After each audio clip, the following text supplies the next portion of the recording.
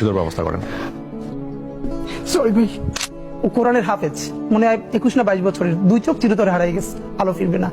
তো আমার কাঁধে হাত রেখে বললো কি যে হাদি ভাই আমার সপ্তাহখানেকের জন্য আমার একটা চোখে একটু আলো ফিরিয়ে দেওয়া যায়। আমি বললাম ভাই 1 সপ্তাহের জন্য কেন? বললো ভাই অন্তত আমার মারে আমার খুব একবার দেখতে মন চাই। আমার মা আমার অনেক নিষেধ করছিল অন্তরণে যাইতে, আমি ফিরে আসার সময় মারে দেখি নাই। আমার একটাবার মন চায় আমার মারে দেখি।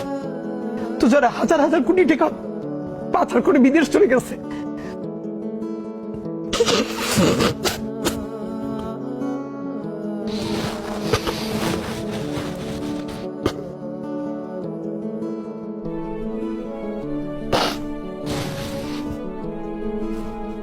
সুদের ব্যবস্থা করেন।